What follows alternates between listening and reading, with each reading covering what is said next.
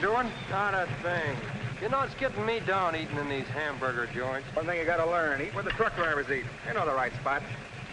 See, I saw a funny thing up the road just now. Good-looking dame sitting in a car all alone. Yeah, what was she doing? That's just it. She wasn't doing nothing, just sitting there. I got a rule about women. If they ain't breaking the law, let them alone.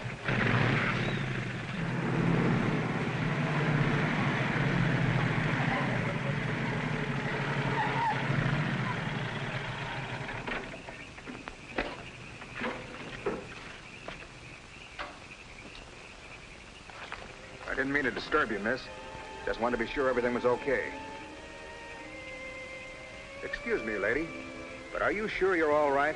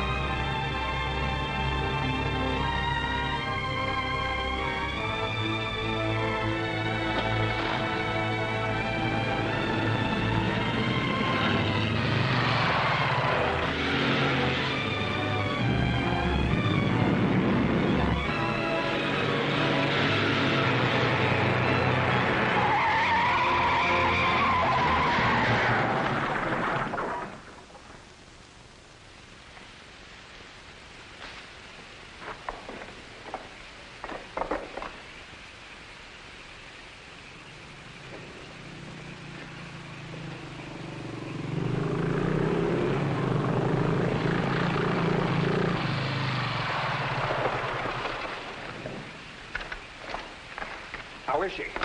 Luckier than she deserves. I just checked on her up the road. She was acting kind of strange then. I better call that ambulance. I doubt if it's serious, and I'm as good a doctor as you'll find at this time of night. Let's take her inside.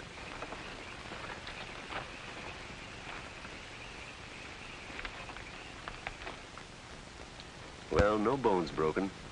Bruises, that's all. I think you better rest here for the night. I'm a little surprised. You're a beautiful young woman. You've been in an accident. You haven't asked for a mirror. Perhaps that fits with the way you were driving tonight. Perhaps you find the idea of living not very attractive. Is that any of your business, Doctor? As a matter of fact, it is my business. I happen to be a psychiatrist. I don't need a psychiatrist. You won't mind if I disagree with you. Here's a beautiful young woman, apparently well-to-do, apparently in good physical condition, who just doesn't care what happens to her. This is interesting. Not altogether unusual, but interesting. Of course, there are the obvious deductions. It's my life, Doctor, and I prefer to run it myself. And you don't want anyone to see inside it. Perhaps you don't even want to take a look yourself. Many women haven't the courage to face themselves, so they look for escape in one excitement after another. Half my patients are like that. But I'm not one of your patients. If you tell me how much I owe you, I'll be going back to town now. Very well. I'll drive you to the station.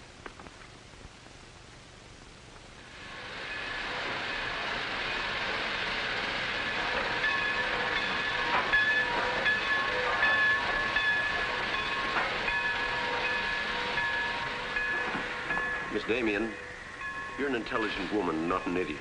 Will you promise me one thing? When you get ready to throw yourself off Brooklyn Bridge, will you come and see me first?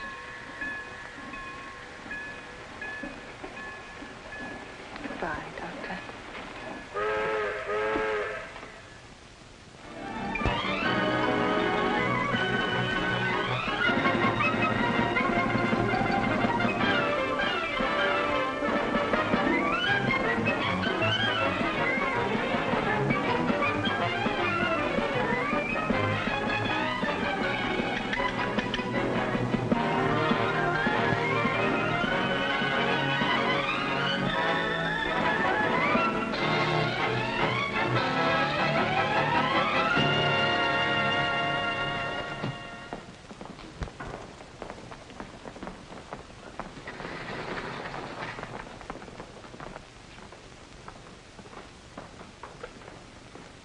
Just what is our trouble? That's what I want to know. Our trouble is Miss Damien. Miss Damien again. She's as pretty as a picture and as stubborn as a mule. But this time, there's a lot more involved than just her hands.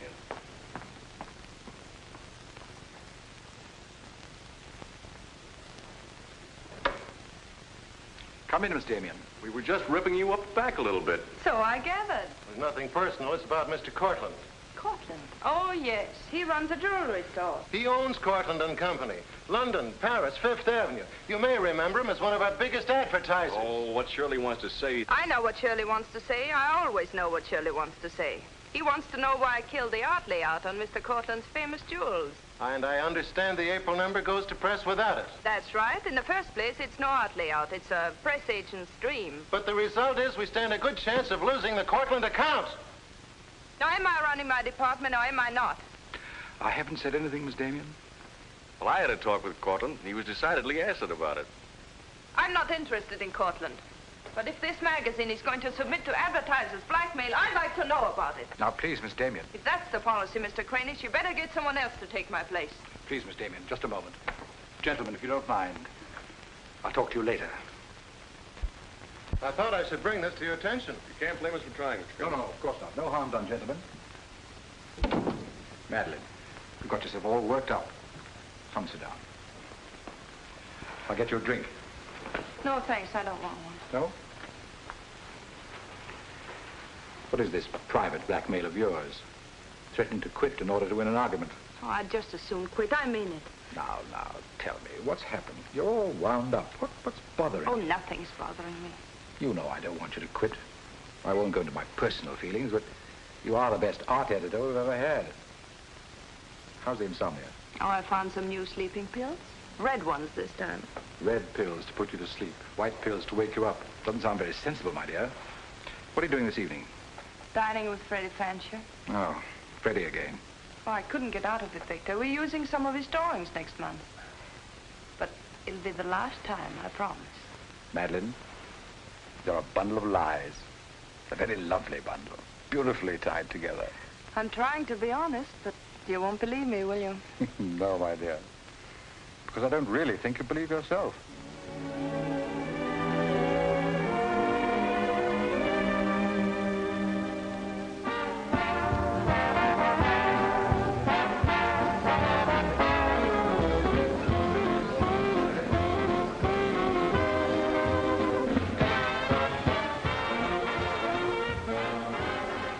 Why do you have to go back to that bore, Freddie Fancher? You haven't even given me a chance to make love to you. You've been doing all right. You know something? It's awfully hard making love to a woman who makes more money than I do. It'd be much easier if you made love to me. Would it? Oh. You're trying to give me the brush off, are you? Well, finally, we understand each other. Well, there you are, Freddie. There's your girl and no bones broken. I'll see you at the office, Madeline. I'd join you if somebody asked me. Nobody's asking. Fair enough. Why do you have to dance with that pollywog? Look, I've told you not to drink. I always drink, particularly when I'm with you. Oh, am I that hard to take sober? You're a voluptuous pain in the neck. I'm going home. You're not going to walk out on me. Come on, be yourself. I've told you I'm going to leave early. But you can't leave me just sitting here in the snow. I'm mad about you. In my own foul way. Good night, Freddie.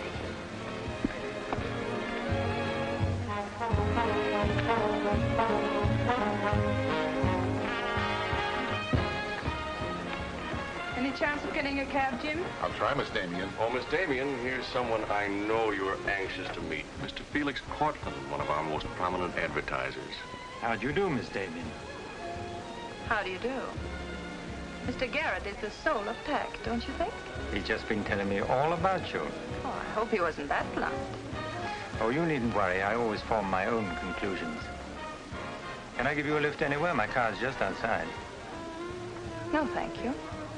They're getting me a cab. Oh, I'm very sorry. I'm sorry, Miss Damien. There isn't a cab around. Oh, how long do you think it'll be? That's hard to say.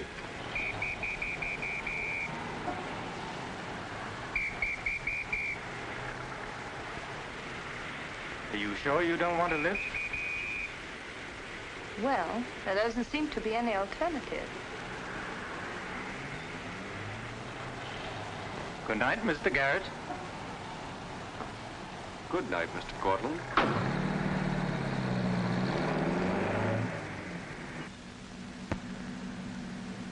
I wasn't very polite, was I? Neither was Garrett, for that matter. Oh, he always enjoys uncomfortable situations. You still feel uncomfortable? No. Frankly, I don't. Good, nor do I. You know, you're not at all what I imagined. No? No. The big international jeweler. I happen to inherit a business that runs itself very nicely. As a matter of fact, you don't look like an art editor. More like a work of art. That layout on your jewels is still a wretched piece of copy. I can only admire your good taste. And I'm still not going to... I wouldn't try and persuade you for the world. Mr. Cortland, I think you're a very dangerous man. I only wish it was so. The truth is, I'm a very ordinary one.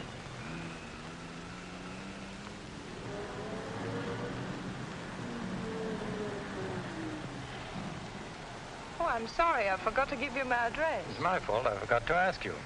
Won't you come in for a minute? No, I don't think so. Oh, but you really must see those jewels you've been insulting. They're much handsomer than the photographs. I'll need you in about 15 minutes. But I said I wasn't coming in. Oh, yes, so you did.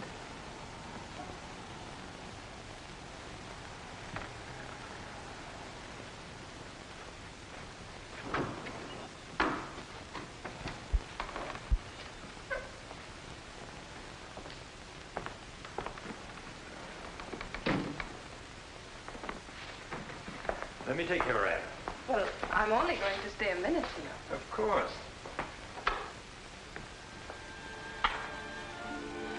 What a wonderful room. I've had this place a long time. In fact, I'm pretty disgustingly rich. Don't you find that rather pleasant? Oh, it's not so hard to take once you get the hang of it. I think I know all the troubles that come with money. And all the pleasures. Well, have you got me all figured out? Only what I see here. Good books, fine pictures. Wonder if you ever look at them. Oh, but I do. I'm a lonely bachelor, and I spend hours here all by myself poring over old manuscripts. You don't expect me to believe that, do you? Didn't my father paint that? Was Stephen Damien your father? Uh-huh. That's very interesting. Is it? I remember when he came here to paint that picture of my mother. Everybody was fascinated by him, especially Mother. Father ended by chasing him out of the house. I'm afraid that's the way it usually ended. My father was very much in love with life. That's a Hungarian custom, isn't it? Not exclusively Hungarian. Weren't you going to show me your jewels? Oh, yes, of course. I'd quite forgotten. That's the reason we came in here, wasn't it?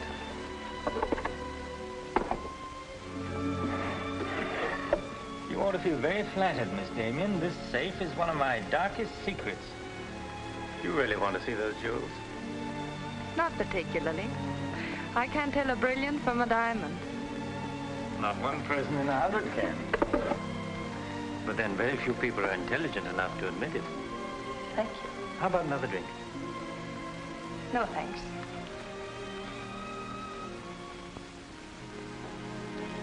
You know, you need relaxing. Lots of relaxing. I can hear your nerves snapping like rubber bands. I'm not nervous at all, see? You're a very curious mixture. A highly moral voice. That's not me, that's my mind. A man's mind, I'd say. Why not? I do a man's work. And desperate eyes. Eyes full of shadows. Insomnia does that. Does it?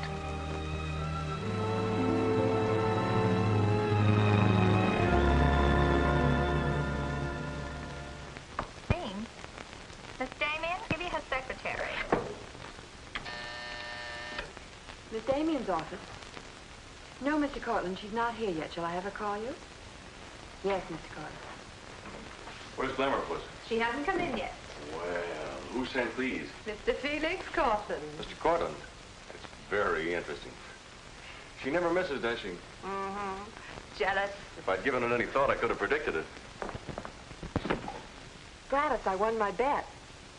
She's got a new boyfriend. I guess those dames gotta have no excitement all the time. Yeah, here today, gone tomorrow. Personally, I don't see what she sees it at all. Is that any concern of yours? No, Miss Damien. I didn't hire you to gossip about my private life. No, Miss Damien. Go get your money. You're through.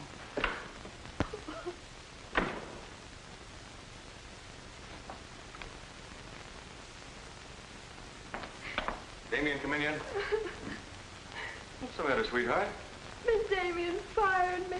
Fired you? What for? He heard me talking about Mr. Cortland. Cortland, eh? Don't you worry, baby. I'll fix that. I understand you fired June. That's right. What's the idea? I don't like people to gossip about me.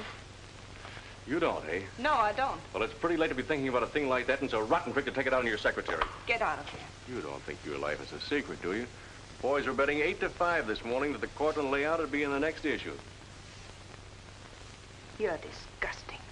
Madeline, why don't you get wise to yourself? Everybody else is. One romance after another. That's your whole life, and you adore it.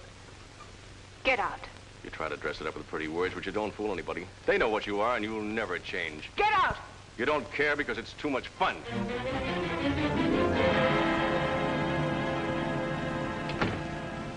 It isn't true. It isn't true. It isn't true.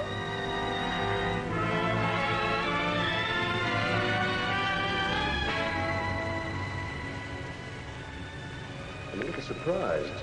Here's a beautiful woman who just doesn't care what happens to her.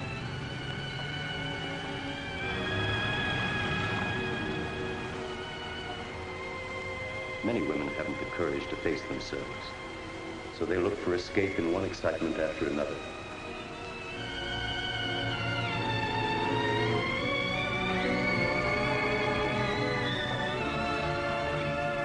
Perhaps you find the idea of living not very attractive. Lady, if you want to kill yourself, why don't you try the bridge?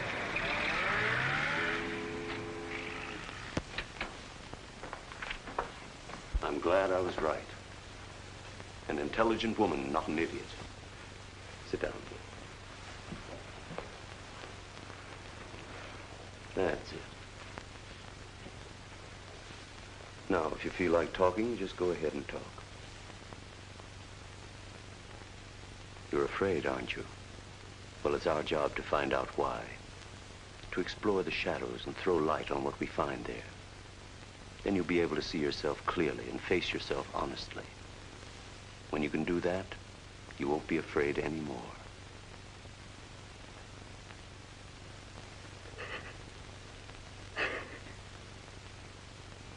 I was living with my father. Mother had left him before we came to America. I was 10.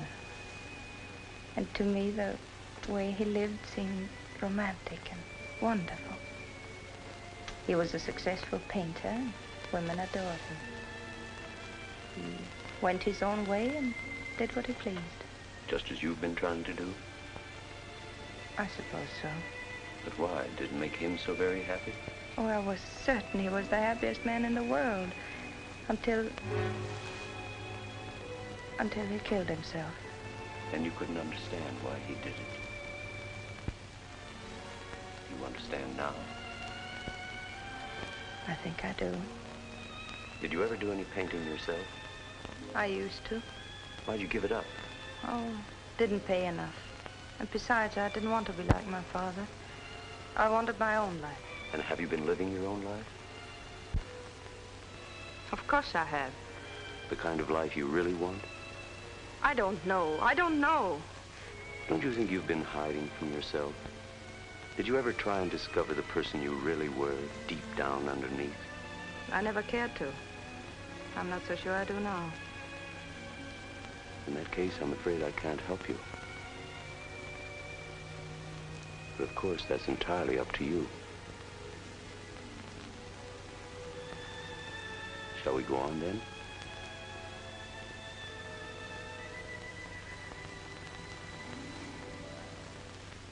I was doing what I wanted to do. Playing my own way and making my own rules. Nobody was hurt. Nobody but yourself. And it didn't really make you happy, did it? Wasn't that because down underneath you knew there was something missing? Something important? I suppose so. That would worry you, wouldn't it? And then you would drug yourself with the excitement of more excitement. Oh, I know the pattern, Miss Damien. You're suffering from a disease of the times. A neurotic malady as commonplace as chronic alcoholism. Suppose for a moment that you were an alcoholic. They're much the same, you know. Unsure of themselves underneath. and seeking reassurance from new excitement. Instead of getting at the cause, the drunkard solves his problem by taking another drink. This, of course, is no solution. And eventually, we find him sprawled hopelessly at a bar, without the strength or even the desire to save himself. I can't go on with this. You're not helping me. You're insulting me. You've been insulting yourself, Miss Damien. Insulting your body and insulting your soul. Your life hasn't been gay and glamorous at all. It's just been muddled and senseless. You know that now. And if you really want to change it, you can start right away. Now it's up to you.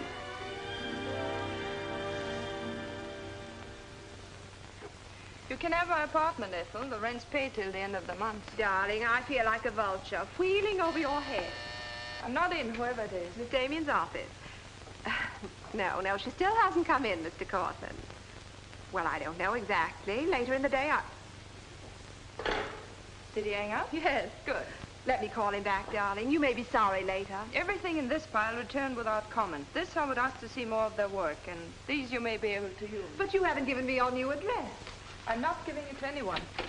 Hello, Madeline. Beautiful, would you mind popping out for a minute? That's just 60 seconds. You better talk fast. Madeline, I'm on a jam. I've got to raise some money. I need about $5,000. What do you expect me to do about it? Well, I thought you might talk to Cortland. I'm sure he'd let you have it if you ask him nicely. You're really quite a rat, aren't you? Look, Madeline, I'm in debt up to here. I only make $100 a week, and you know I can't live on that. $5,000 doesn't mean a thing to Cortland. You better get out of here before I lose my temper. You're forcing me to say things that I don't want to say, but if you're going to act cold and virtuous about it, you'll hear them. Suppose I tell Cranish. Tell him what? About Cortland. You know, you've got a very nice job here, but you won't have it very long if I tell Cranish. I don't want to tell him, but... What's so funny? As a blackmailer, you are pitiful. Go on, tell him.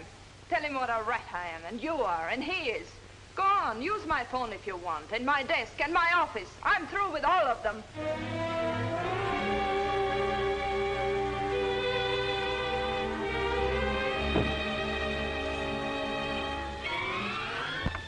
Boulevard Magazine. No, Miss Damien hasn't been back. Just a moment, please. I'm sorry, she doesn't work here anymore.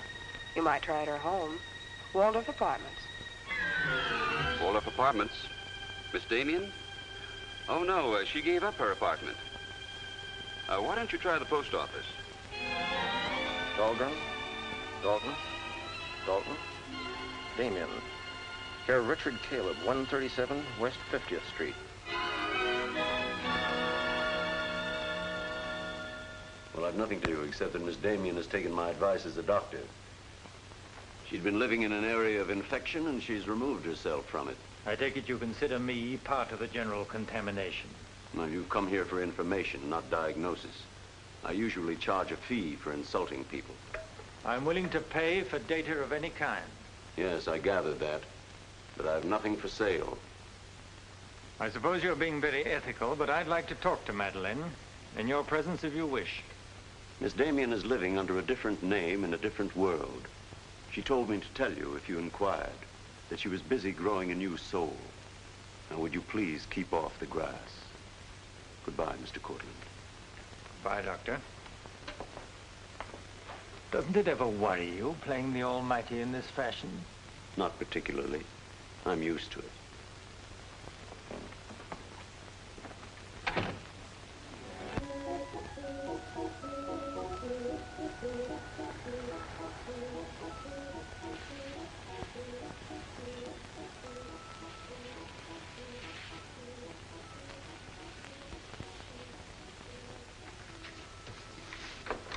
How's it look? It's better than torn wallpaper. So you think I've talent, then? You'll do better after you get the hang of it. I only hope the new tenant will like it. Well, he seems awful particular. He's a floor walker at Macy's. Oh, well, you can always give it back to me. He'll never sell it, you know. Take my advice and try something more cheerful. You know, like flowers and butterflies. I'll do that. Thank you, Mrs. Geiger.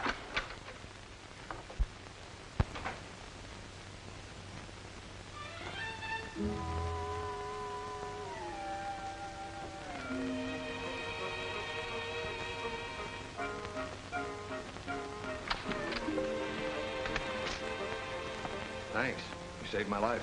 Is this yours? Yes. Mrs. Geiger would scalp me if she knew I kept mice in my room. Well, why do you keep mice in your room? Oh, pathologist, part of my homework. I really shouldn't bring these fellas out of the lab, but, well, I got kind of attached to this one. Oh, thanks again. Hey, women are supposed to scream. Aren't you afraid of mice? Well, no, but next time I'll scream.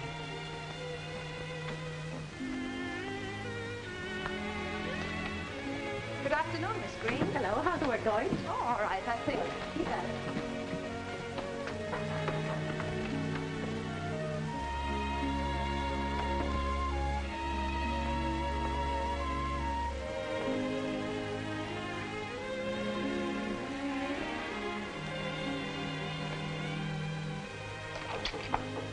Come in. Hello. Hello. Say, you're an artist, aren't you? Well, I don't know. Oh, Mrs. Geiger said yesterday that you were. She's an authority if I ever saw one. I was wondering, could you do a job for me? Want your portrait painted? Me? Oh, no. No, nothing like that. I'm doing some research, and it has to be illustrated. Oh, what do you want me to draw? Nothing fancy, just blood cells and things. Sounds fascinating. Oh, it is, really. You see, it's a lot like... Oh, no, you'd be surprised. It really is fascinating once you get in it. Of course, I'm on a fellowship, and I couldn't pay you very much. Matter of fact, I couldn't pay anything till the first of the month. That'll be all right. Oh, fine. Swell. It's all settled then. I'll see you at my place about 6 o'clock. Oh, but couldn't I? Oh, sure you can. I just live downstairs. You know, the mousetrap. Oh, by the way, my name is Cousins. Mine is Dixon. Very glad to know you, Miss Dixon.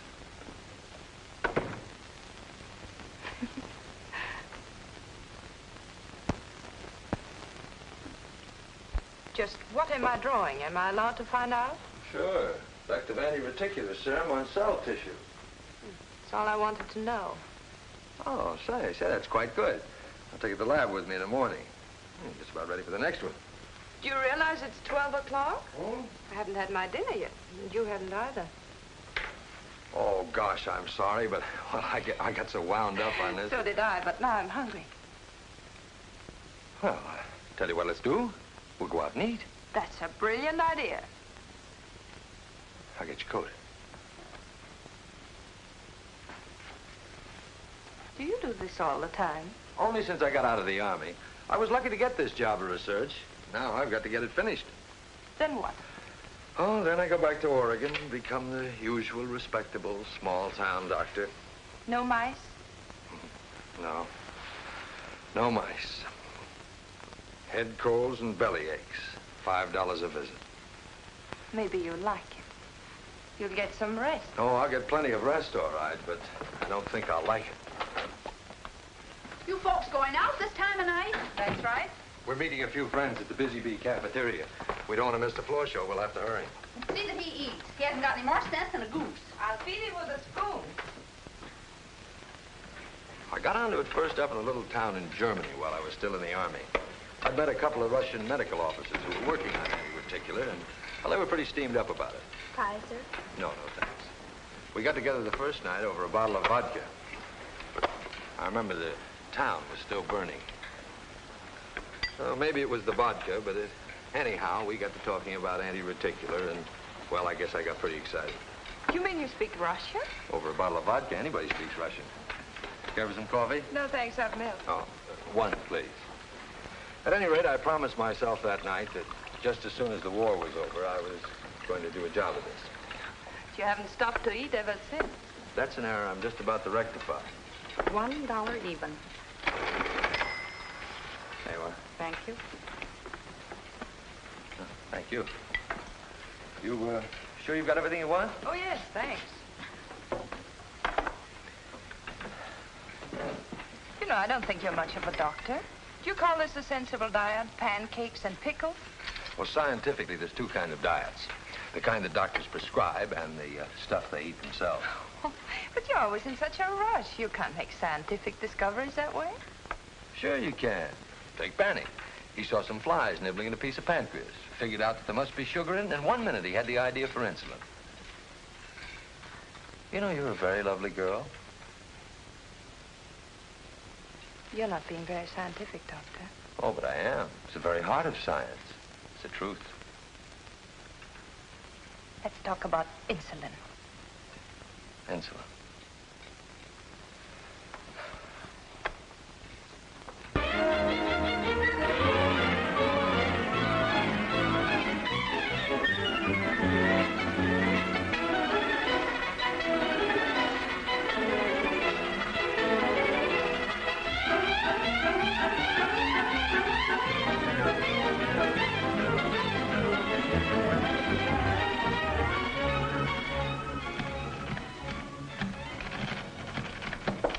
Come in.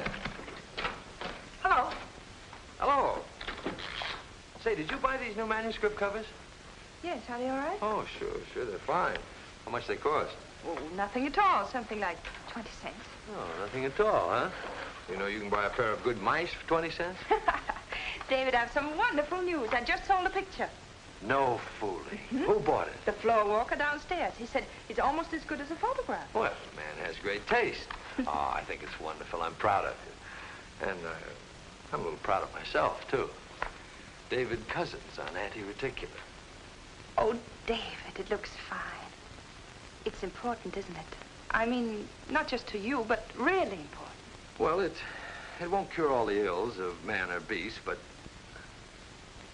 yes. Yes, I think it may be important. And I also think that I better hand it in before I start changing it again.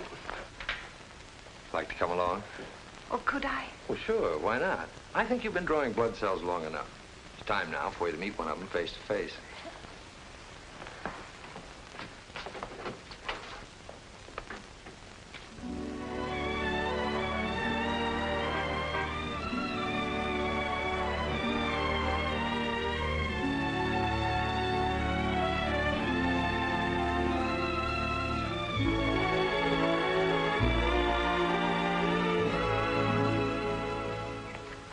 I hope your text is as good as your illustrations.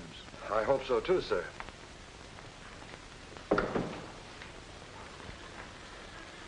Well, that's that. You didn't tell him they were your drawings, did you? I didn't tell him they weren't. Come on, I'll show you my lab. Coffee. I wouldn't try and drink it if I were you. Assistant pathologist.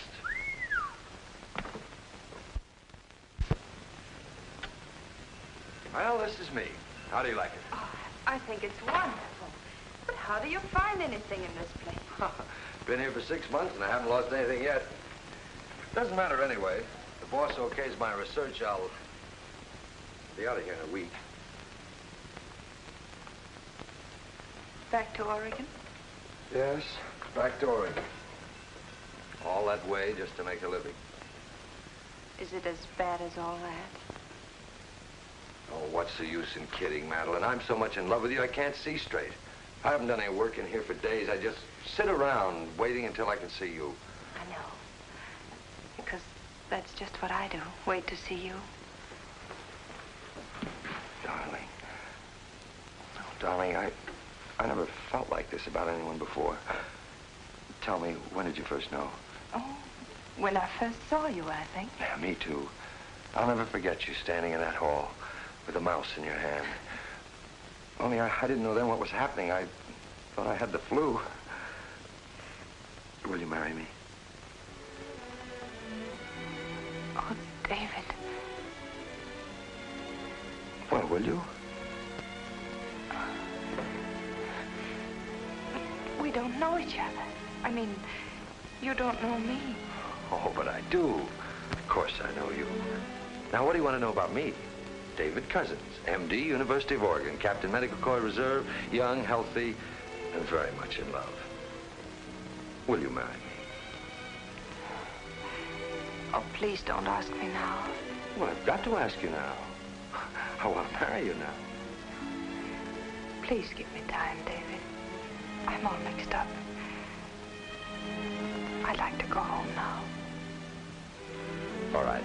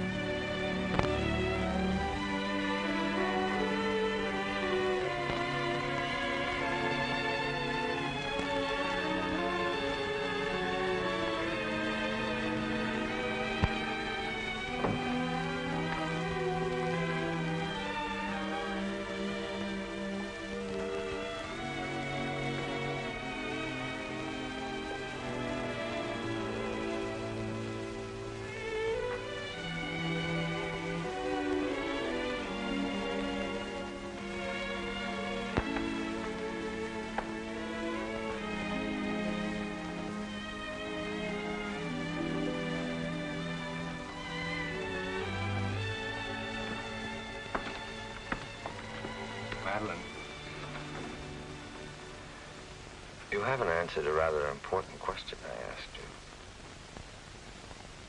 I can't say no, because I wouldn't mean it. Darling.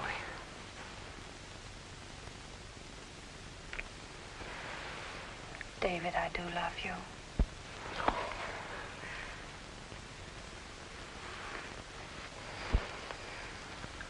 Good night, darling. Good night.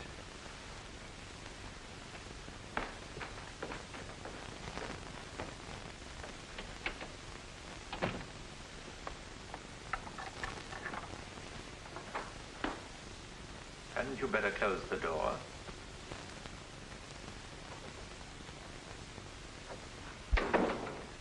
A gentleman I hired provided me with your new address and the proper keys. Suppose someone had seen you. You wouldn't have cared, would you? I didn't think it mattered.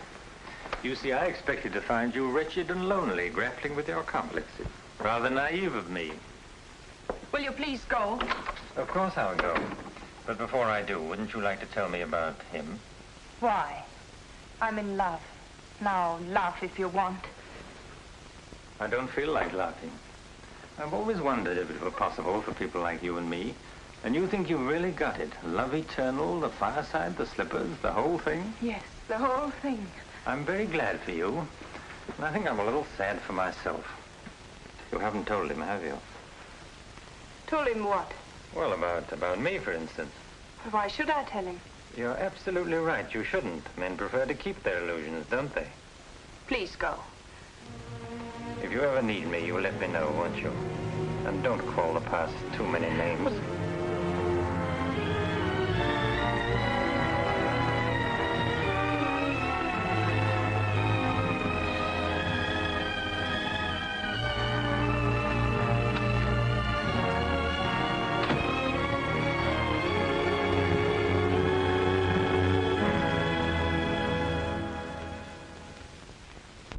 What you say. I'm going to marry him just as soon as it can be arranged. You want to run away from your problem? I'm not running away. How you know? You're looking for security from someone else instead of building it within yourself. But I love him. I can't talk to you if you don't believe me. Falling in love doesn't cure everything overnight. What do you mean? Let's be honest. There's a side of you that hasn't fully changed. Isn't that true? That is true, isn't it?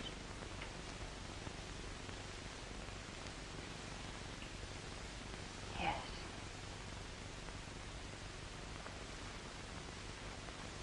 Have you still not told David about yourself? I couldn't tell him. You let him fall in love with an illusion, with someone who doesn't exist. I could never tell him. He might stop loving me. Isn't that a risk you'll have to take? You're being very careless about it. You can't build a lifetime relationship on a lie. If you're really in love, you'll tell him. With the others, it was different. But if you love him... Will you please stop saying if? How many times must I tell you I love him? But real love is a sharing. If you're strong enough to face this yourself, you're strong enough to face it with David. Oh, I can't do it. I can't risk the only happiness I've ever had. That's up to you, Miss Damien.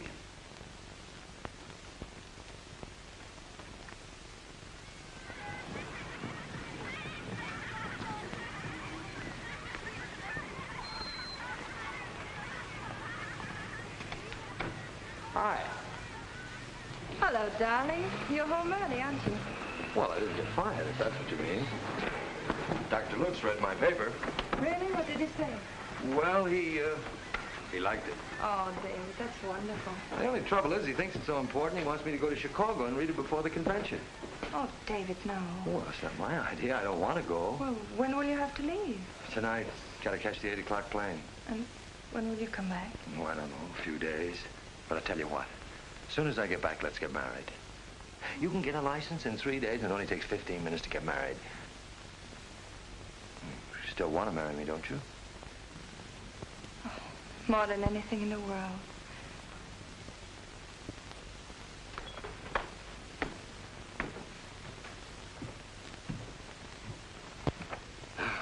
You know, I'm going to feel kind of silly at that convention. Of course, it's a great honor and all that, but you realize that I'll be talking before some of the biggest men in the field? What's What's the matter, darling? Nothing. I was just thinking how I'd feel if you didn't love me. Oh, don't be silly. Not a chance. David, could you ever stop loving me? Oh, that's really a gruesome thought. Of course not. Even if there was a reason? The world is bothering you. Nothing. I just wanted to be sure. Sure about what? That you loved me and not an illusion you built up about me. Scientists can't believe in illusions. I believe in you. You're the best thing that's ever happened to me. 4 shirts. I wonder if that'll be enough. Come to think of it, it'll have to be. That's all I've got. Socks? Well, that just about does it. Madeline, was there something special on your mind? Something that you wanted to tell me? Just that I love you, that's all.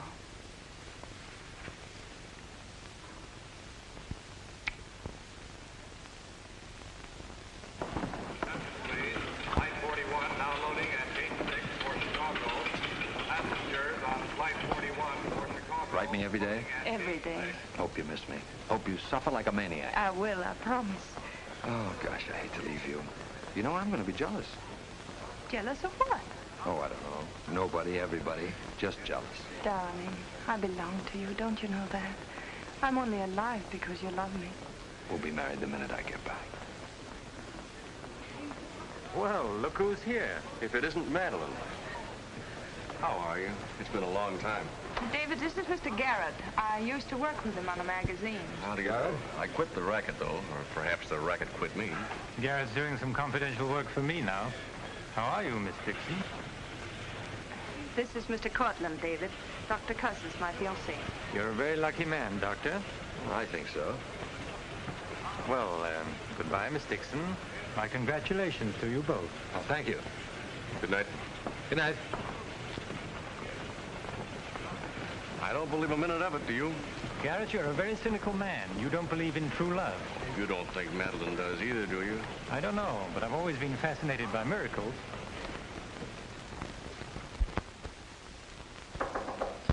Come in. Telegram for you, Miss Dixon. I thought I'd bring it up myself. I thought it might be important. The news? He won't be back till Friday. That's men for you. You never can count on them. Oh, I forgot. A doctor somebody called you, said you were to call Miss Ethel Royce. She's been trying to get in touch with you. Friend of yours? Yes. I suppose you got your own reasons, but you ought to get out and see your friends, instead of sitting in this room all day and all night. Thanks, Mrs. Geiger. None of my business, mind you.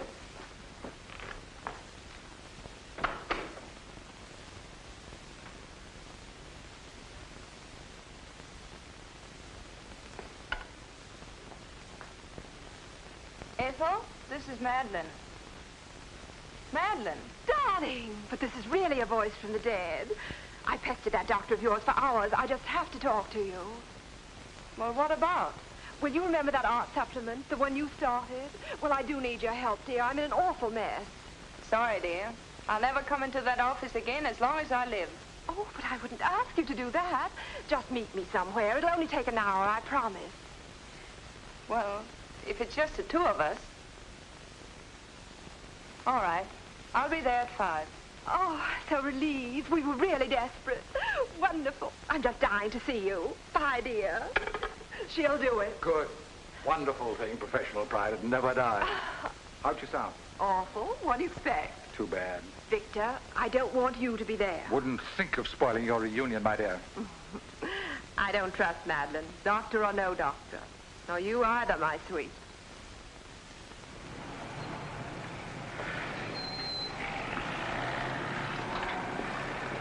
Hello, Miss Damien. Glad to see you back. Glad to see you, Jim.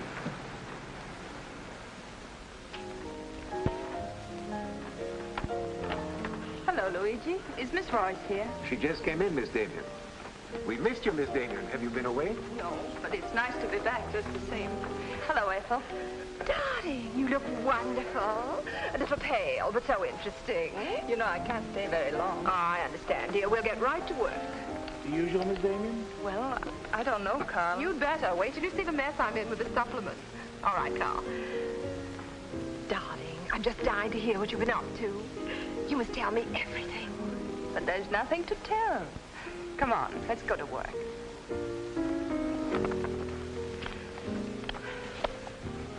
You're just marvelous, my dear. You made the whole project seem utterly simple and practical. Not for me, please. Darling, you used to be able to drink 10 in a row. I'm out of training. No one would know it, my dear. You seem just like the old Madeleine again. It's the surroundings. What do you say we have dinner and go to a show? No, really, I've got to stagger home. Madeline, my dear, this is a surprise. Lisa, hello. What good fortune running into you like this? Do you mind? Don't let us fool you, Madeline. You heard me making the date with you. It's true, but I'll deny it. Frankly, I wanted to have a look at you. You look very dashing for a hermit. Thank you. We've all missed you desperately, haven't we, Ethel? As though our little hearts would break. What about a drink with your old boss? Please. 3, whatever it is. I've got all the data we need on the supplement. Good. What about the data on Madeline?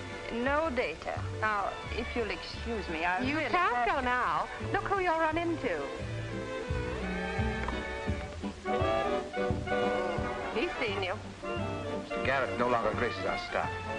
What happened? He got to be utterly gritty. Say nothing of a slight discrepancy in his accounts.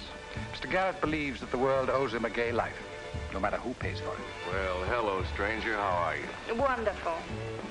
Nobody here seems particularly glad to see me. Should we be? Oh, well, it's been nice knowing you.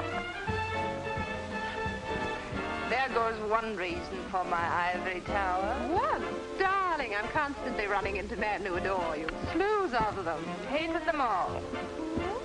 I know what you're thinking. I had an odd way of expressing my distaste. Not odd, darling. Shall we say just, moody? Well, here's to memory.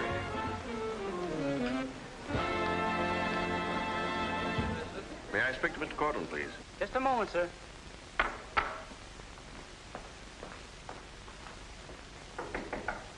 Just a minute.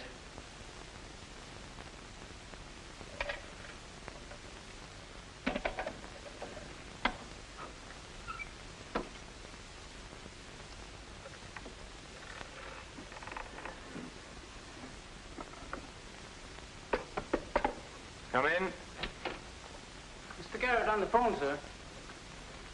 All right. Hello, Garrett. I have some interesting news. Do you know who's here? Madeline. How considerate of you to call. By the way, I've just been through the stones in my safe, and one's missing. The stone's not terribly important, but you're the only person who knows about my safe, and the fact is you did have my keys for quite a while yesterday. What are you getting at? Only that I don't like thieves.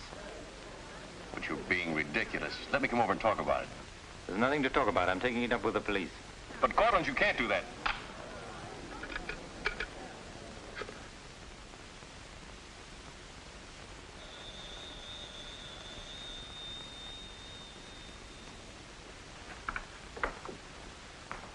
Mr. Garrett again, sir. Tell him I've gone out. I'm sorry, Mr. Cortland has just left.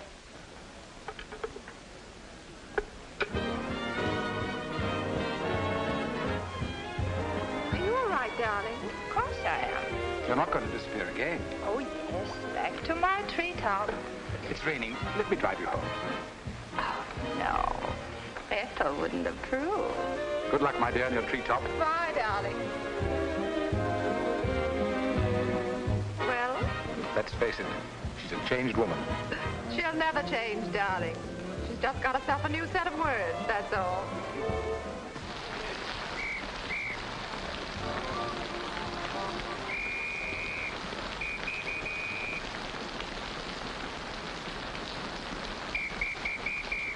Madeline.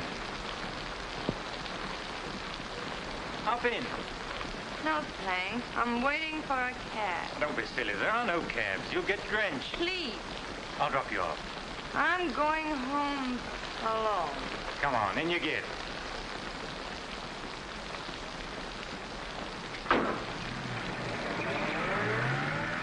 I hope you didn't get too wet.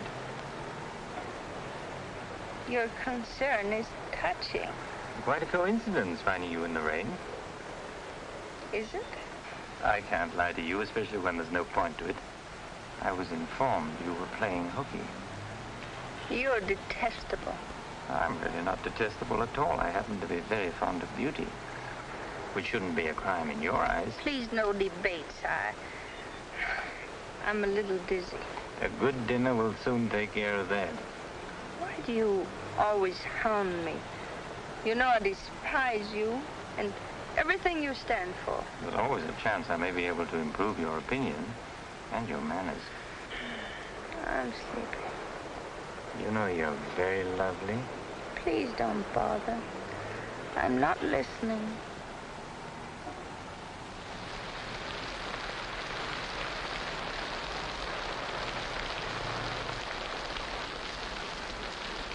Where are we? Don't you remember you visited here once upon a time? You're foul. You said you were taking me home. You forgot to mention the subject. A significant omission, as your friend Freud would say. Come on, I'm getting soaked. That launch you. I'm going home. Right after dinner. Think how wonderful you'll feel when you slap my face.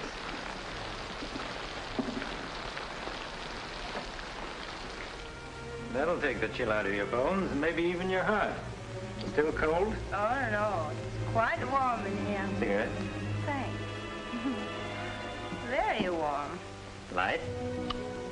No, I'm not really detestable, am I? No. I am. Why? Because I ought to go home. In this rain, you mustn't even think of it. You see, you are detestable. And you've been very annoying for months. Madeleine, we belong together. You know that. No, I don't know that. Of course you do. We feel the same way about life. You're not making sense, Mr. Courtney. Why make sense? Doesn't this make more sense than talking and lying? No sense at all. Then what would you call it, darling? Stupid. Madeleine, you're wonderful. Stupid. You're sweeter than ever. I'd better see who it is.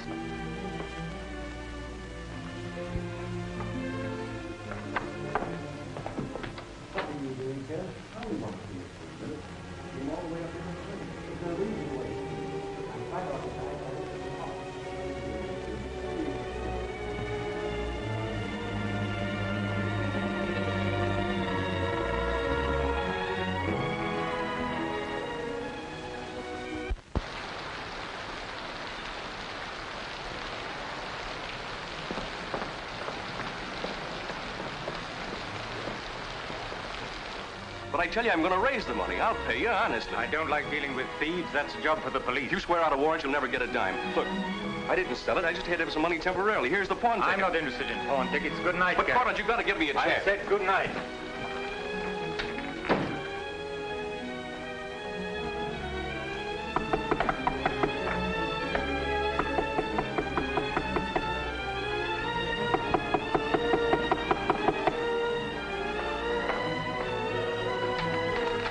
Got to let me talk to you. Let me explain this. You stupid fool. You'll have the stone back. I'll get it to you. I promise I will. All I need is a little more time, just a couple of weeks. What are you doing? Phoning the police. You can't do that. I'm not going to let you ruin me.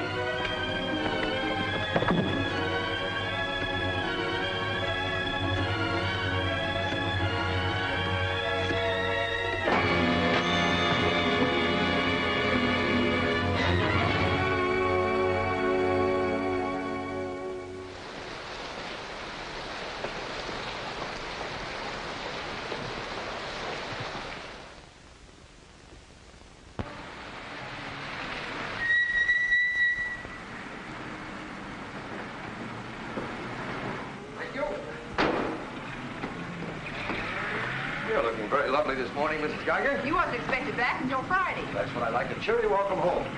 Miss Dixon upstairs? I haven't seen her this morning.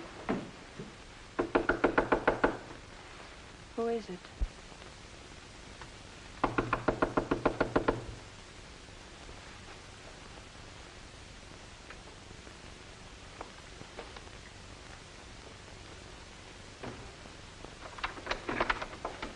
Hi. Darling. Oh, I couldn't wait till Friday. I just said my little piece and ran out on them. Oh, I needed you so badly. I feel lost without you. Don't ever leave me again. Oh, that you can depend on. Say, I've got big news. I'm a success. Oh, tell me all about it. I wonder what's the matter with you. You don't look very good. Come on, I think you better get back in bed. Now then, first, I don't have to go back to Bellyaches in Oregon. You're not marrying a small-town country doctor, young lady. You're marrying a promising young research scientist. At least that's what Dr. Broder says, and he ought to know. He's got a long white beard. Oh, darling, I'm so proud of you. I think I'll take your temperature. Gee, I wish you could have been there. When I finished reading my paper, they all got together and offered me my own laboratory in California. I still can't believe it. There it is, right in the paper. You'll find it on the bottom of page 10.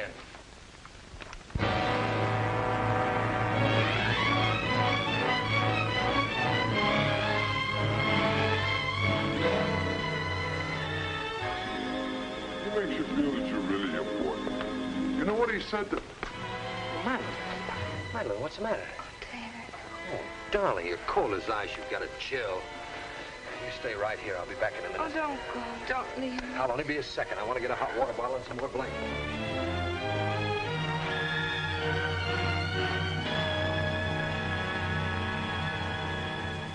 Miss Madeline Dixon at home? I don't know. Friends of hers? We're from police headquarters. Where's the room? Upstairs. What do you want to see Miss Dixon about? We'll tell her. Well, perhaps you'd better tell me first. Miss Dixon isn't well. Who are you? He's a doctor. He lives here. If it isn't important, I suggest you come back tomorrow. It's important. Could you get some extra blankets and a hot water bottle, please? You a friend of Miss Dixon's? Yes, why? Just asking. Well, what is it, an accident or something? I wouldn't call it an accident. We should cut out this mystery and tell me what it's all about. Okay, Doc, take it easy. Madeline, these men are from the police. They want to We'll take over from here, Doc. I'm Sergeant Patelli. This is Sergeant Beitler. You're a friend of Felix Cortland's, weren't you? Matter of fact, you were with him last night. No, I wasn't. Did you see Mr. Cortland any time yesterday? No, I didn't. Now, look, Miss Damien, we wouldn't be here asking questions unless we already knew most of the answers. Oh, wait a minute. Her name's not Damien. I think you've got the wrong party. I think maybe you've got the wrong party, Doc. Her name happens to be Damien. This happens to be a case of murder. Take a look at that newspaper. I want to know what's going on in here. This is my house, and I've got to know. Sorry, madam. We'll talk to you later. As long as I've been here, there's never been police Take in her this and see house. what you can find out. lady. Come along. Now, Miss Damien, tell us what happened last night. What time did you leave Cortland's house? Oh, Dave. You and this guy, Cortland, were pretty sweet on each other, isn't that right? Oh, but it isn't. It isn't true. Now, according to the chauffeur, you got to Cortland's house at 7:15. What time did you leave? Oh, but I didn't go into the house. I met him by accident. David, don't look at me like that. How long have you known Miss Damien, Doc? Not very long, only a few months. Know that she was mixed up with this guy, Cortland? Oh, but it's a lie. David, it's a lie. Okay, so you didn't go into the house with Cortland? No, I didn't. He wanted me to come to the house, but I wouldn't do it. Oh, I didn't go into the house. I didn't, I tell you. Who you telling, me or the doc here? Did you get anything? She came in about 9. In a cab? No, she was walking in the rain. Landlady said she looked kind of wild-eyed. What about Cortland? He was here, all right. He visited her a couple of weeks ago. Get the date? Yeah, April 10th, around midnight. Anything else? The landlady thought that Cortland had a key to this place. She was kind of vague as to how he got it. I didn't give him a key. David, you can't believe that. I've got his key ring here. This one fits. He had a key, all right. But I didn't give it to him. Where are you going? Oh, David, don't leave me. I didn't kill him, I swear. I didn't kill him. Who cares whether you killed him or not?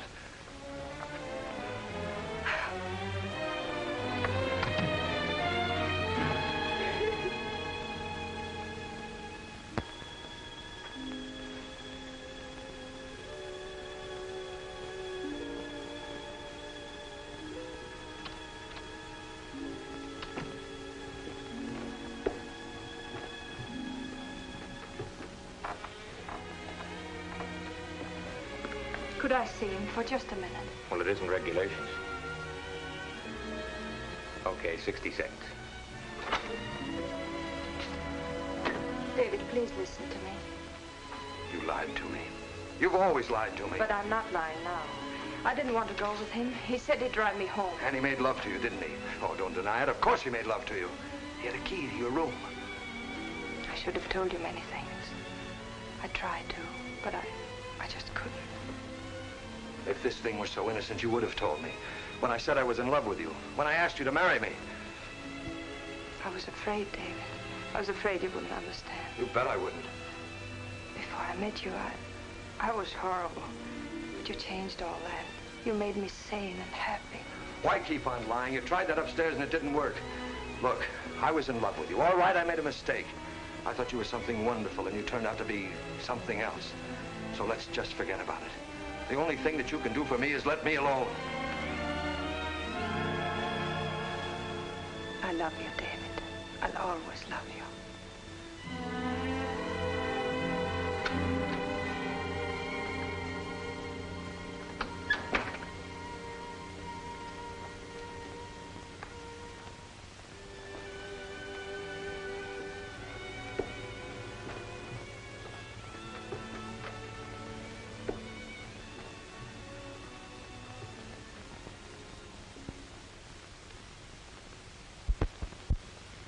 So, ladies and gentlemen of the jury, the prosecution will prove beyond a shadow of a doubt that Madeline Damien is guilty of the premeditated murder of Felix Cortland.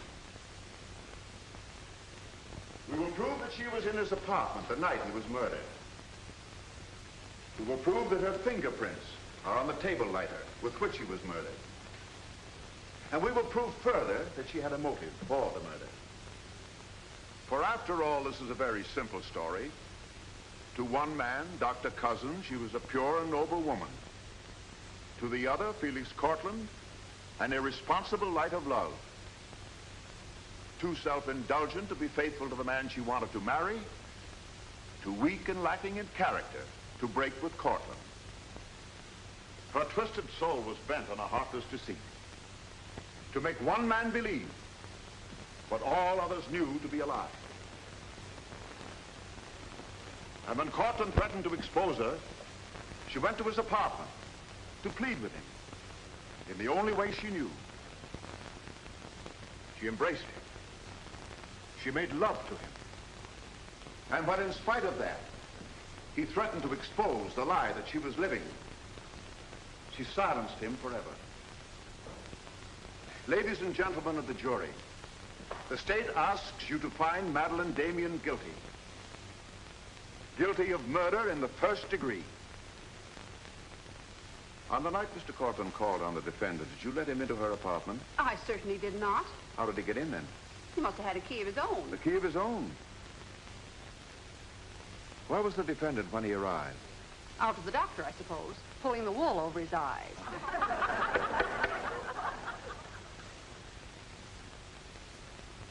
Thank you, Mrs. Geiger. Your witness, Mr. Mitchell. You've got to let me cross-examine her. No questions. Miss Damien, I can't defend you properly if you won't let me. We've got to put up a fight. Fight? What for? And now, Mr. Garrett, just what was the nature of the work you did for Mr. Cortland? Well, most of it was personal. Confidential secretary, I suppose you'd call it. And in that capacity, you were in a position to learn a great deal about his private life? Yes, of course. Did Mr. Cortland know that Miss Damien was lying to Dr. Cousins and concealing her true character from him? I'd rather not answer that question, Mr. O'Brien. You see, both Miss Damien and Mr. Cortland were friends of mine. Yes, I understand. Well, let's get back to the meeting at the airport. What was the attitude of the defendant when Cortland saw Dr. Cousins? She was embarrassed, naturally. Yeah. She was embarrassed, naturally.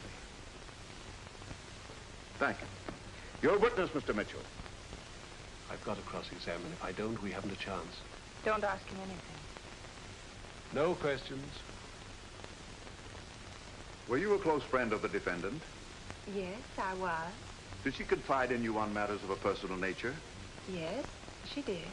If you were asked in this court, do you think you could recall any of those intimacies? I could recall some of them in no detail. Your Honor, I object. Objection sustained. Well, let me ask you this, Miss Royce. Would you say in general that men found Miss Damien attractive? Definitely. And would you say that Miss Damien found men attractive to her? I'm afraid I most certainly would. You would? What were the relations between Miss Damien and her former employer, Mr. Kranish? They were friendly. In your opinion, was there anything more than friendly? I object, Your Honor. The question calls for the conclusion of the witness and is prejudicial. Objection sustained. Dr. Cousins, I'm Dr. Caleb. Miss Damien's a patient of mine. I don't happen to think she's guilty of murder, do you? No, I don't. She may be guilty of other things, but in there she's being tried for murder, and she won't even defend herself. got a pretty good lawyer, hasn't she? She needs your help, Doctor. In her own mind, she's not on trial for murder. She's on trial for those other things. And it's not the judge who's trying that case, it's you. I don't want to be rude, Doctor, but I don't think you know what you're talking about. I'm sorry to disagree. You see, I've been treating Miss Damien for some time. I happen to be her psychiatrist.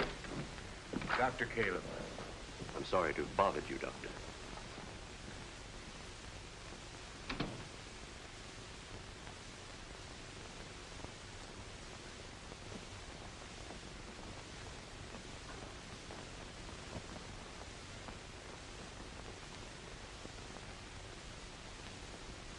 Your name, please? Richard Caleb. You're a psychiatrist? I am. Miss Damien came to you as a patient? Yes. Did she come of her own free will? Yes, of course. Isn't it true, Doctor, that people do not go to a psychiatrist unless they consider themselves, well, shall we say, not well balanced? In general, that's correct. As a matter of fact, wasn't Miss Damien on the verge of committing suicide when she made her first visit to you? Your Honor, I object. Well, no matter. We'll prove that by other witnesses. However, is it not true that people who come to you as patients come with problems? Objection. Objection overruled. Well, Doctor? There'd be no point in their coming to me if they didn't have problems. So the defendant came to you with a problem. Do you mind telling us, Doctor, in your opinion, just what was Miss Damien's problem? That is a confidential matter between doctor and patient. I'm afraid I can't discuss it. Well, during the course of your treatment of Miss Damien, did you ever discuss her relationship with Dr. David Cousins? Yes, we did. Well, bearing in mind the fact that she's engaged to be married to Dr. Cousins, do you think she was as frank with him as she should have been? As a matter of fact, I urged her to tell him everything. And did she? Not to my knowledge. Well, why not, Doctor? Why didn't she? I'm afraid you'll have to ask Miss Damien about that. Did you ever meet Dr. Cousins? Yes, just a few minutes ago. Well, I'm sure you found him a reasonable, intelligent young man, and yet the defendant refused to confide in him. Having met Dr. Cousins, I think I can see why Miss Damien hesitated to confide in him. Do you mind telling us why? It's my impression that Dr. Cousins hasn't the capacity, either emotionally or intellectually, to understand a problem like Miss Damien's.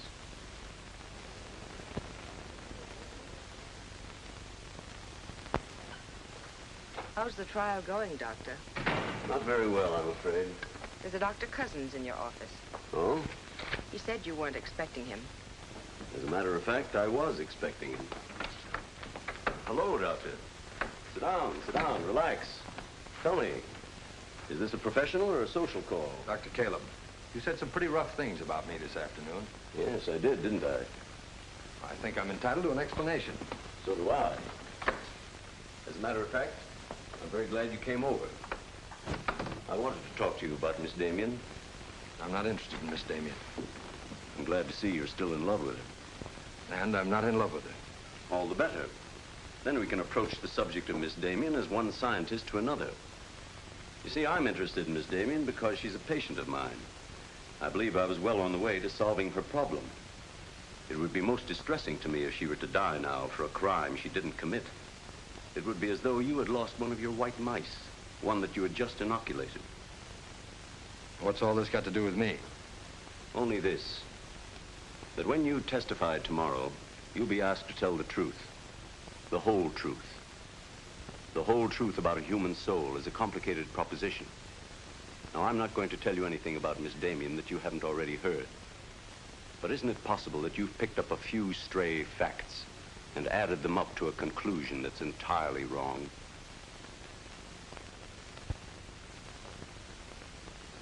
Won't you sit down, Doctor?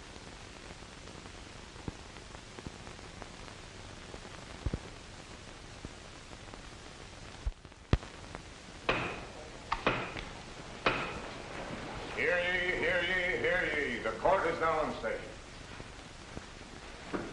Call your next witness, Mr. O'Brien. Dr. Cousins, please. This will be their last witness. You've got to let me put you on the stand. I tell you quite frankly, Miss Damien, if you won't testify, we haven't got a chance. Raise your right hand. You solemnly swear to tell the truth and the whole truth, nothing but the truth, so help you God? I do. Please be seated. Your name, please. David Cousins. Under what name did you know the defendant? Madeline Dixon. Did she ever tell you her true name? No, sir. Did she ever lie to you about her identity? Yes, sir. How long did she continue to lie to you? Till the morning the police came. Did she ever tell you about her relations with Cortland? No, she didn't. You proposed marriage to the defendant and she accepted you? Yes, sir. And still she didn't tell you about Cortland? No, sir. When did you first know of the true relationship between them? The same morning, the morning the police came. Oh, I see. Then from the moment you met her until the day she was taken into custody, you didn't know the truth about her character. I object, Your Honor. Mr. O'Brien, haven't you covered your point? Well, Your Honor, I'm merely trying to clarify for the jury the true nature of the defendant's motive. Proceed. Thank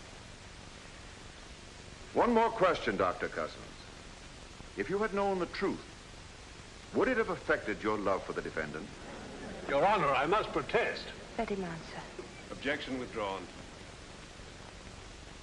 And now, Dr. Cousins, if you had known the truth, would it have affected your love for the defendant?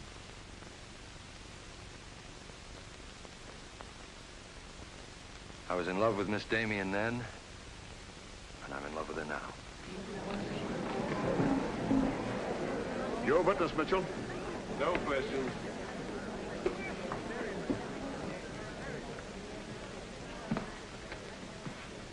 Did you really mean it? Yes, I really meant it.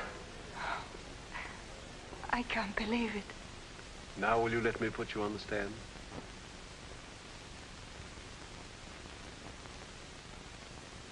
You admit you went to Cortland's apartment that night? Yes. He made love to you? Yes. Did you have any conversations about Dr. Cousins? No. Positive? Yes, I am. But tell me, Miss Damien, were you in love with Felix Cortland? No, I wasn't. Were you in love with Dr. Cousins? Yes. Oh. But you went to Cortland's apartment nevertheless. Yes, I told you that. You were in love with one man, yet you chose to visit the apartment of a man you didn't love. Did you go of your own free will? Yes. Mr. Cortland didn't force you or threaten you? No. Then why did you visit him? I don't know. I made a mistake. You made a mistake. As you told us on several occasions that you and Mr. Cortland were interrupted by a mysterious intruder. Can you tell this jury anything definite about that person? Anything at all? No, I didn't see him. You didn't see him? I only heard his voice. You seem very certain it was a man. It was a man. What did he say? Well, I don't know. They were talking in the hall. I couldn't tell what they were saying. Yes, you heard a voice. You're willing to swear it was a man, and you couldn't hear what he said. Now, what sort of a person do you think would be calling at that time of night? A bill collector? A man selling magazines? Or perhaps even a burglar? Why not a burglar? Mr. Cortland was a very wealthy man. He must have been a very timid burglar because nothing was stolen. Of course, you realize that Mr. Cortland kept his jewels in a vault at the store? Not all of them. He kept some at home in his safe. Safe? What safe? The one in his living room? You didn't by any chance see that safe, did you, Miss Damien? Yes, I did. The court, please. This is the first we've heard about a safe. I asked for a recess to examine the apartment. Well, Your Honor, we've been all over the apartment. But if there is a safe and if it has been robbed... Gentlemen, court is adjourned until tomorrow morning. I suggest the district attorney, the attorney for the defendant, examine the apartment together.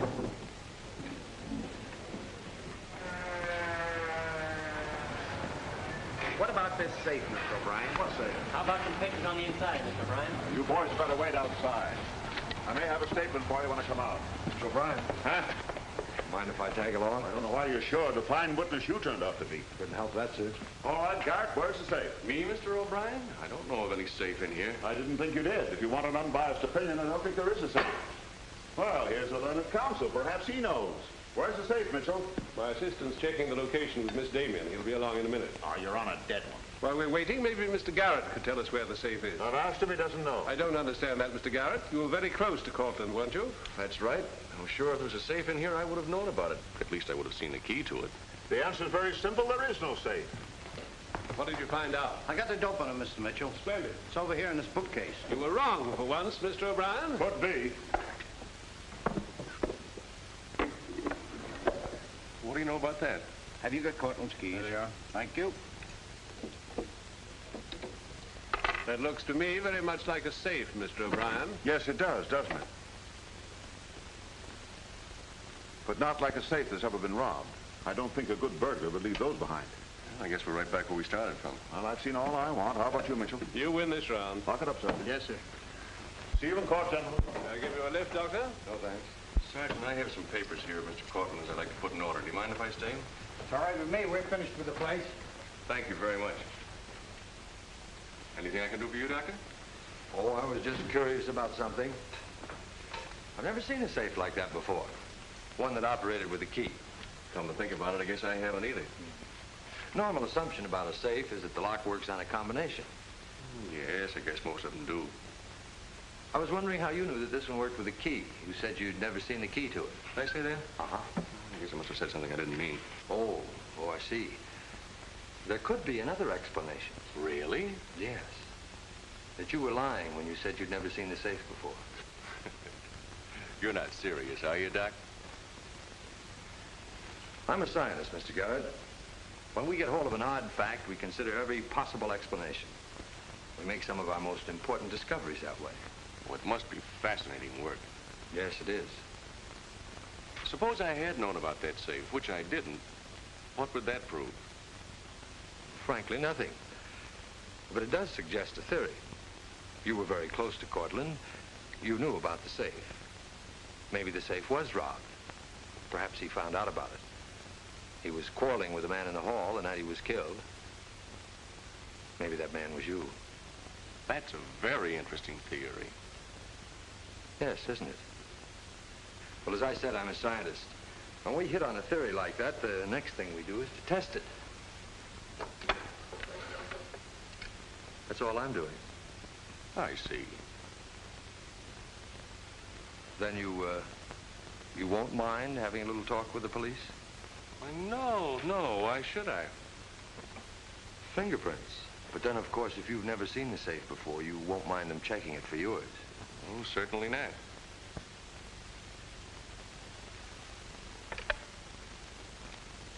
The number is Spring 73100.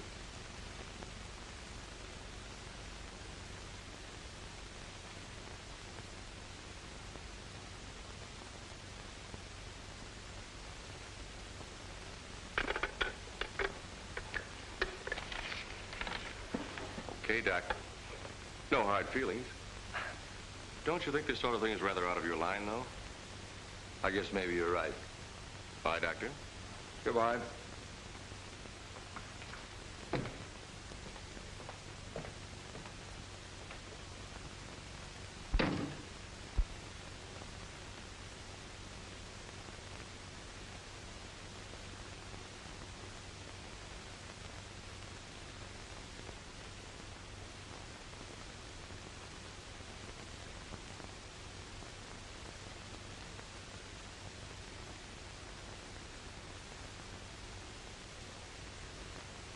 Spring 73100, wasn't it, Mr. Garrett?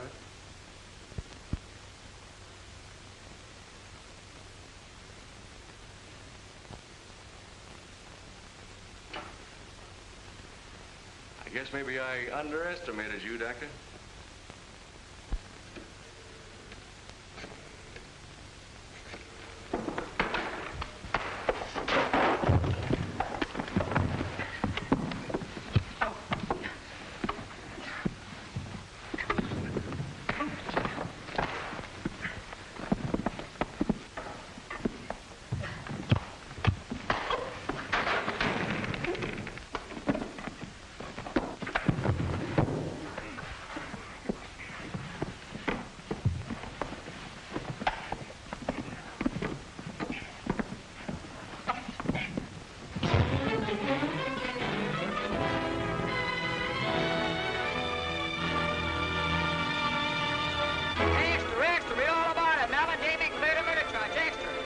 From the Associated Press newsroom. Bulletin. Madeline Damien has been exonerated of the murder of Felix Cortland. The full confession by an ex-employee, Jack Garrett, is in the hands of the district attorney. It was a trial marked by many surprises. Notably, the beautiful defendant's startling disclosure of the jewel vault hidden in the apartment of the late diamond importer. So beautiful Madeline Damien goes free, and Broadway is tipping its hat today to the young doctor who engaged the murderer in a battle royal. Miss Geiger, I've been looking for Miss Damien. Have you seen her? She's gone. She asked me to give you this. Gone? Well, where did she go? I couldn't get a word out of her, but I know she left the airport more than an hour ago.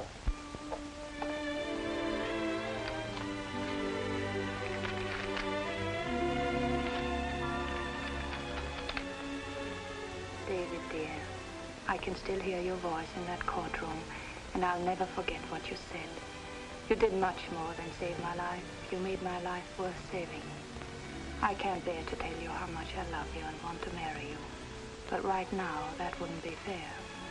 I'm going away for a while. I want to be terribly sure, after all this, that I can really be the kind of person you once thought I was. Maybe after a while that will be possible. And then, when we're both sure, David, please ask me again. Goodbye, my darling.